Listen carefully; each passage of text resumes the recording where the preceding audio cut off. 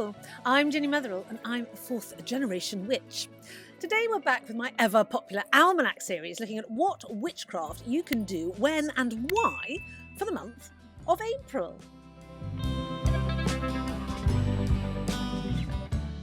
Now, as always with these videos, what I like to do is to give you a general overview of the witchcraft trends that run throughout the month and will guide any rituals that you may have in the offing. And then we'll look at the nitty-gritty day-to-day detail of what witchcraft you can do on which day and why. So with that said, let's start with the overview. So I'm sure you're quite aware that I am overly excited about the fact that it's April because we're coming into summer. And I, being a summer person, am luxuriating in the fact that the days are growing warmer and the light is growing longer. As do the fair folk, the fairies of this world. So during April is when they first start coming out of whatever winter slumbers that they are in, and there's plenty to see and do with the fae. The fair folk, as much as we are preparing for the culmination of spring that is the May Day celebrations or Beltane. These celebrations happen at the end of April, beginning of May. We've just formalised it onto the 1st of May, but the fae folk obviously would not adhere to a strict calendar date. They use the feelings of the world to run their revels. It is one of the times when the fae are becoming very interactive with the human world. Do you know The Wind in the Willows by Kenneth Grahame? The Wind in the Willows was actually a mot juste about the fair folk whispering through the trees, and Kenneth Grahame took the story and wrote all about mole and toad, etc. But it's actually referring to how the fair folk are running through the world at this time. It is also a time for that fairy tree, the willow. The willow tree is the first to green up in the spring, and you can make a fairy wish with a willow withy. Simply tie a loose knot in the rods of a willow tree and whisper your wishes into the wind of the willows as a supplication to the fae. But remember that when this wish has come true, you have to untie the willow rod, or if it's not, so that you do not offend the fair folk. It is possibly where that old tradition of whispering into the willows comes from, because it's said that if you whisper a wish or a favour into the willow trees, the fae possibly will hear it and help out. It's the time to cut your willow, because a willow wand at the moment, where it's got its full spring sap and vigour coming into it, will make a wonderful wand for rituals. It's very psychic, it's very au fait with all sorts of other spirits and other entities, so you can talk with the fae using a willow wand. So cut your willow wand at the moment. April is also the time for the Easter festivals, not just the Christian festival Easter, but the pagan festivals based on the goddess Easter. This is where we get Ostara from, which is more Germanic in origin. We're very much about Easter, the pagan goddess. It is said that she once found a bird that trapped in the snow, and so she turned it into a hare in order to save the life of the bird. And whilst in this hare form, the hare then started to lay eggs for its young, which is where we probably get the tradition of the Easter bunny from, which I always think is rather sweet. April is also the time for slaying dragons. Now, dragons are the symbolism of winter. They tend to be the darker forces and the slumbering forces of the long, cold, dark nights, which you light with your flame, hence the dragon. St. George, who is that Christian saint who's got absolutely nothing to do with any Christianity in this country, it just turned up that he came and slayed a dragon. He did slay this dragon at this time with the use of a belt from a virgin in the colour blue, which he tied around the dragon's neck in order to subdue it. This is pure witchcraft, in my opinion. However, it is a time for slaying dragons because they represent the winter, and we need to come into the spring and the summer. If you have a dragon as your spirit guide, and I do know a couple of you out there who do, and hi, this is the time just to keep your dragon safe. April is also the time to connect with your earth deities. This is an elemental earth deity. The Greeks had Gaia, the Romans Flora, the Celts had Danu, who is the goddess of the land, the rivers, and fertility. These earth gods and goddesses are all about abundance and fertility. It doesn't matter if they're male or female, but remarkably, the most of them will be female goddesses at this time. Spring is a female time of the year. But there is an overview of the male green man style god who stalks through the land, bringing forth the energy that is required for the female goddesses to cover the land with greenery. It is a beautiful time, therefore, to work with these sorts of earth deities. And if you like working with the earth elements, this is a great time for you. Do a lot of rituals to help ground you and plant your feet so that your life will grow in the right direction for you over the coming year. Working with deities is always a bit propitious because you never know how it's going to turn out. They're not 100% reliable, in my opinion, which is why I don't tend to work with them. However, for those of you who do have success in this area, these are the sort of gods and goddesses that you should be looking at the moment. April is also the time when the bird song in the morning really starts to ramp up. It reaches its peak during the month of May. There we are at 5:30, 6 in the morning, singing their little hearts out. And one of my favourite birds that is coming back at this time is the nightingale. The nightingale with its drab brown plumage and its voice of an angel. It was said that when the nightingale was lining up with the other birds to get their beautiful plumages from the creator, the nightingale was actually late. And so by the time they turned up, the creator had given away all the fine plumages. And so he bestowed upon the nightingale the finest of voices. And that is what we often hear in the woods behind me at the moment, and it is glorious.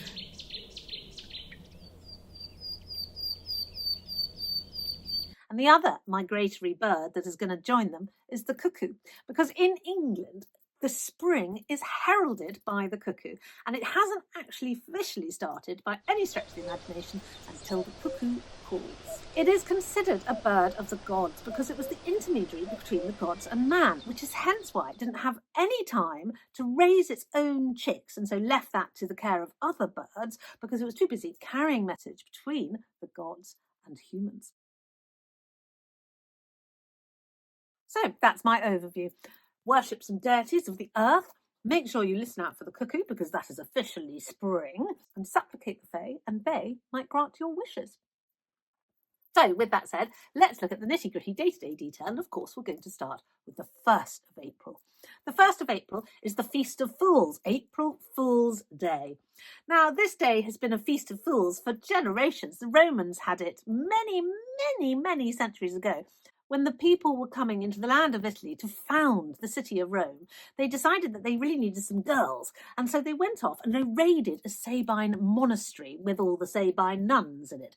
And they captured these women and defiled them. And the Sabine nuns were most upset. And so it was considered that these founders of Rome were very foolish on this day. The Celtic god Lud, the god of humour, also has associations with this day. And so it is a day, possibly, for us to go out and just make merry. But beware, tradition states that you cannot pull a prank on anybody after 12 p.m. So midday, end of April Fools, lest you become the fool. I love the fact that each nation in Europe tends to have a man named after their national food that is the fool. The Italians had macaroni. The French had Jean Potage, the jack soup. Germans, Hans Wurst, Hans the sausage. The Brits had jack pudding, because, we like a lot of puddings. These are the savoury puddings, not the sweet ones. And the Dutch had pickled herring. It makes me laugh that each nation in Europe has named their fool, which is always a man and never a woman, after their national dish. So today is the day that you celebrate jack pudding, Jean Potage, Hans Wurst, etc. The 1st of April is also a weather divination day. If you hear thunder today, then you're going to have a good harvest. So I think we're going to have a good harvest this year anyway, because the daisies on my lawn are massive. The daisy flower heads are much bigger than normal. Well, I'm hoping so, fingers crossed, because I've got black fingers, not green ones. Anyway, moving on, first week of April is the time to make a witch cake. Now, a witch's cake is not something that you want to eat. You get some flour and some salt and some urine, just to, make the dough. You shape the dough into a small ball and put a hole through it. These are then baked in the oven until they're hard, whereupon you can hang these sort of dough balls with red thread around your home, which will keep your home safe from all sorts of things. This is the way to throw a curse from somebody else off you. Hang it by your door. If you want to curse someone, you can do all sorts of other things, and I'm not going to go into too much detail because I don't think you should go around cursing anybody, but you can use them to curse others. And just as a protection from witches, make sure that the urine that you use is from a young maiden, and then hang it in a red thread behind your door, and this will protect your home from all nefarious witches. Now, if you're young, free and single and have dark hair, then this next day is for you because it's the 2nd of April. This is the day that if you would like your dark hair to turn into beautiful golden long tresses, then take a lock of your dark hair, tie it with red thread and hang it from a willow tree. And as it blows away or is taken by the animals from the willow tree, your hair will go long and golden. But you have to be single for this to work. The first Monday in April, and for 2025 it happens on the 7th of April, this is an evil day. It's one of the evil days of the year. There's several days scattered throughout the year which are known to be non-travel days. Do not travel, nothing good will come of it. 10th of April is the day to open up your beehives if you keep bees. Now, it's really important if you are a beekeeper to gossip with your bees. So they love to know all the family information that's going on. Who's getting married, who's leaving home, who's doing this, who's doing that. You've got to keep them up to date so that they will be happy and make you lots of honey. However, if you live in a quarrelsome household, bees don't like that and they're liable to swarm. So watch out. The 15th of April is the first day that the swallows return to this land. Now, swallows are quite magical birds. They will give you the gift of a beauteous complexion. If you see the first swallow of the year on this day, then you need to speak out to the swallow and say, "Swallow, oh swallow, give me rosy cheeks and take away my freckles," and you will have the most wonderful complexion. Obviously, if you like your freckles, don't say that bit, but the rosy cheeks, everyone needs a rosy cheek, don't they? The 16th of April is also the day when the bluebell woods are beginning to fill with flowers. The UK has a third of the world's bluebell woods, so we're justly proud of them. However, do not linger in a bluebell wood. This is dangerous. The fair folk do not like people hanging around their bluebell woods because the bluebells, or fairy bells as they are known, belong to them. And so therefore they might abduct you and keep you as a slave for 7 years, doing all sorts of slave things that fairies like you to do. Mainly, I think it's having children if you're a girl, and singing if you're a bloke. Anyway, however, if you don't want this to happen, make sure you just carry some iron in your pocket because this will deter them from abducting you. 15th of April is actually a modern day festival. It's the festival of feeling awkward. However, there are some spring witchcraft rituals that you should do in order to help you, stop this. One of which is that if you're feeling a bit, awkward and underconfident, I suppose, then what you need to do is go out and brew yourself some primrose tea because the primrose tea will bring calm and grace to your mind and body. Likewise, if you get tongue-tied through awkwardness, the witchcraft remedy for this is to sleep with an encyclopedia underneath your pillow, and this will give you the words that you need. The 13th of April is the night of the full moon. This moon is in Libra, which is a sign of balance. Now, if you have been working really, really hard recently, today I want you to take it easy to bring that harmony and balance back in your life. And vice versa. If you haven't been working at all, the 13th of April is a day when you need to work very, very hard. Life is all about harmony. And this moon, the pink moon, the budding moon, the new shoots moon, will bring some of that balance back to your life. The 18th of April is the Christian feast of Good Friday. Now, it is well known that you should plant all of your crops and plants and flowers for your garden on this day, but you mustn't use iron tools. This Christian festival is chosen to do with the moon, and therefore it's about moon gardening. Now, obviously, these plants don't like iron. Who would? So don't use your iron tools, and you will have a superb crop of anything that you plant today. The 20th of April is the peak time for the Lyrids meteor shower. And what do you do if you see a meteor? Well, of course, a shooting star is for wishing on. So wish upon those shooting stars. But remember, wish magic is very specific. You can only wish for yourself. 21st of April is the day that the sun enters the house of Taurus. Now, as always, let's look at what the calendar of shepherds has to say about the house of Taurus and the Taurus man and Taurus woman. They're normally not very nice about them, so let's see.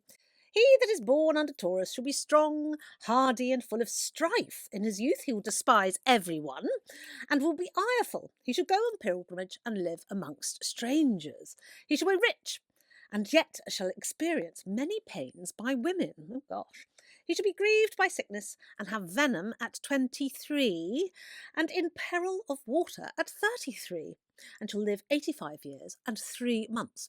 Very specific for the Taurian man. Let's see what they say about the Taurian woman. The woman shall be effectual, labouring, and a great liar. Ah, good for you. She shall have many husbands and many children, and she shall be at her best estate at 16 years old, but then sickly. But if she shall escape the sickliness, she shall live until she is 75, and she ought to bear rings and precious stones about her. The Taurian man shall have strife, the Taurian woman shall be bejewelled. Let me know in the comments below if you think this has any relevance to you as a Taurus.